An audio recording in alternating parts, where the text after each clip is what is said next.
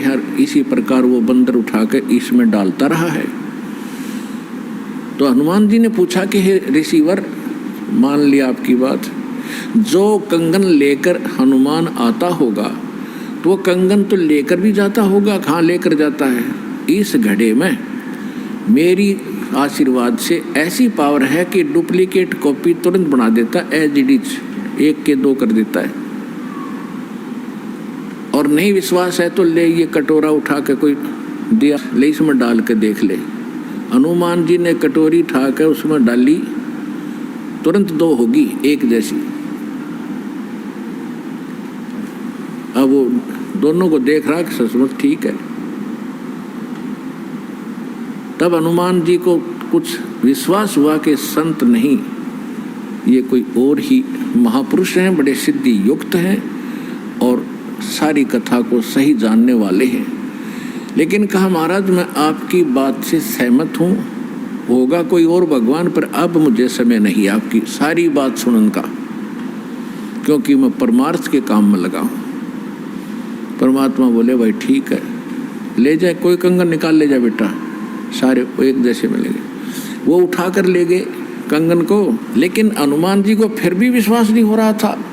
जब श्री रामचंद्र जी को दिखा दिया और रामचंद्र जी ने ओके कर दिया, जब हनुमान जी को संतोष हुआ कि 3100 की 100 सच बात हो, वो उधर से वो ऋषि की घटना भी नहीं भूल पा रहा था, उधर से फिर युद्ध भी शुरू होना था।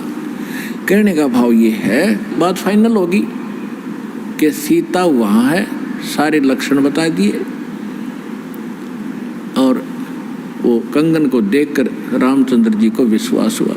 अब समस्या आई कि उसके ऊपर पुल बनाएंगे समुद्र पर। वो कथा आपको सुना दी कि 3 दिन तक स्वयं रामचंद्र जी घुटनों पानी में खड़ा होकर के याचना करता रहा। तीसरे दिन जब उसने कहा लक्ष्मण से कि बड़ा अग्नि बांध दे, ये लातों के भूत बातों से नहीं मानते, इसको फूंकता हूँ। 3 दिन हाथ जोड़ता रहा कि हे सागर राज मुझे रास्ता दे दो, ये मान नहीं रहा। तब विपर रूप धारण करके समुद्र आया। उसने कहा कि भगवान ऐसा ना करो, इसमें ना जाने कितने जीव जंतु हैं, सब नष्ट हो जाएंगे, आपको पाप लगेगा। और ये जल सारा समाप्त हो गया तो ये गड्ढा बन जाएगा, हजारों किलोमीटर गहरा, आप फिर भी नहीं जा सकते। कि हे रामचंद्र जी, ऐसा काम करो, सर्प भी मर जाए, लाठी ना टूटे। तो वो कारण जानना चाहा तो समुद्र ने बताया कि आपकी सेना में ये नल नील नाम के 2 ऐसे भक्त हैं जिनको इनके गुरुदेव का आशीर्वाद है कि इनके हाथों से पत्थर भी तैर जाते मेरे ऊपर, और कोई चीज़ यहाँ पर फ्लोट नहीं कर सकेगी।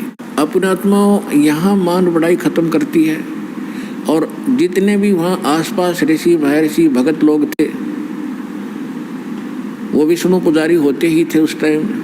तो सब ने पता चला कि विष्णु के अवतार श्री राम आए हैं, श्री राम की पत्नी उठा ली गई है, पता चल गया है वो रावण के यहाँ है, उसके ऊपर चढ़ाई करेंगे, लड़ाई करेंगे। वो मान नहीं रहा। तो नल और नील ये भगत सारे पहुँच गए सेना में, क्योंकि भगत तो हेल्प करें, दुखी ऐसा है कि, तो वो भी सेना में खड़ा पाया आगे दोनों। तो उनको बुलाया गया। रामचंद्र जी ने कहा भी नल नील कौन है, वो आगे आए। अब पुण्यात्मा यहाँ मार खाता है इंसान, और परमात्मा इस प्रकार की जो हम गलतियाँ करते हैं, अपना भक्ति नाश करते हैं, उसके लिए सतर्क करते हैं। यहाँ पर क्या किया, नल और नील के मन में अभिमान आ गया, अहंकार आ गया कि आज हनुमान भी फेल, रामचंद्र भी फेल, क्योंकि पत्थर नहीं तैरे, समुद्र पर पुल नहीं बन रहा। हमारे पास ऐसी शक्ति है कि पत्थर रखेंगे तैर जाएंगे, आज हमारी वाह वाह हो जाएगी। अंगद भी फेल, सुग्रीव भी फेल, जामवान भी फेल, ये फेल का चक्कर मारा जीव ने। तो उस दिन वो आए, ना मालिक याद किया। रामचंद्र जी ने पूछा कि तुम्हारे पास कोई ऐसी शक्ति है, पत्थर तैर जाते हैं? कहाँ जी है, कि ट्राई करके दिखाओ। उठाया, पत्थर रखा, क्यों अभिमान था कि कर देंगे काम, वो डूब गया।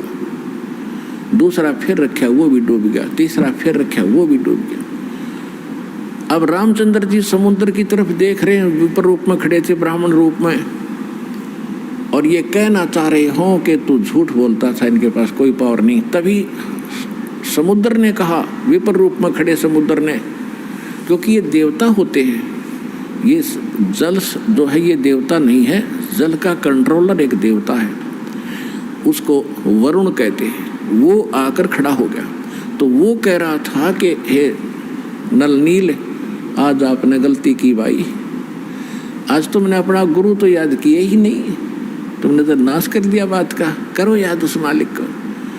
तब उनको भी याद आया, कहाँ बोल गलती बन गई आज तक। तो यहाँ परमात्मा बताते हैं, जैसे माता गर्भ को रख यत्न बनाए, ठेस लगे तो छन होवे तेरी, ऐसे भक्ति नसावे। जैसे किसी बहन बेटी को गर्भ रहा हो तो उसकी कितनी केयर टेक करती है वह उस लाल को सफल करने के लिए कि मेरा गर्भ पूरा हो और बच्चे का मुंह देखूं मैं। तो वो कैसे चिंतित रहती है, चलते समय भी कहीं ऊंचे नीचे पर पैर ना रखा जा, भगवान मेरा बालक गर्भ खराब ना हो जा। रात को सोती है, करवट लेती है, तब भी एकदम उठ के उधड़क जाती है, कहीं बच्चे पर दाब ना आ गई हो, मेरा गर्भ ना खराब हो जाए। तो कहते हैं जैसे माता गर्भ को और रख है यतन बनाए, और ठेस लगे तो छन हो जाता है, तेरी ऐसे भक्ति नसावे। तो इस भक्ति रूपी गर्भ जो आज आपकी आत्मा में परमात्मा के सच्चे शब्द से पल रहा है, इसको इतना संयम से, इतना देखभाल से, यानी सावधानी से इसको परिपक्व करना पड़ेगा। जैसे माता गर्भ को रख है यतन बना, और ठेस लगे तो छन हो, तेरी ऐसे भक्ति नसावे। तो छोटी मोटी हम गलती कर देते हैं लापरवाही में, क्योंकि हमने इस लाल की कीमत का नहीं पता, जो आज हमारी आत्मा में सत भक्ति रूपी जो मालिक का मंत्र से गर्भ रह रहा है, यानी आत्मा प्रफुल्लित हो रही है। जो भक्ति रूपी जो लाल हमारे अंदर बन रहा है, इसको ऐसे संभाल के रखना है, ना अभिमान करना है, कोई मर्यादा भंग नहीं करनी है, नहीं तो फिर नुकसान हो जाएगा, आपकी भक्ति नष्ट हो जाएगी। अब उन्होंने परमात्मा को याद किया, रे नल नील यतन कर हार, तब सतगुरु से करी पुकार। रे नल नील यतन कर हार, तब सतगुरु से करी पुकार। जा सतरे खोलखी अपार सिंधु पे सिला तिराने वाले। जा सतरे खोलखी अपार सिंधु पे सिला तिराने वाले। धन धन सतगुरु सत कबीर भगत की पीड़ मिटाने वाले। धन धन सतगुरु सत कबीर भगत की वो पीड़ मिटाने वाले।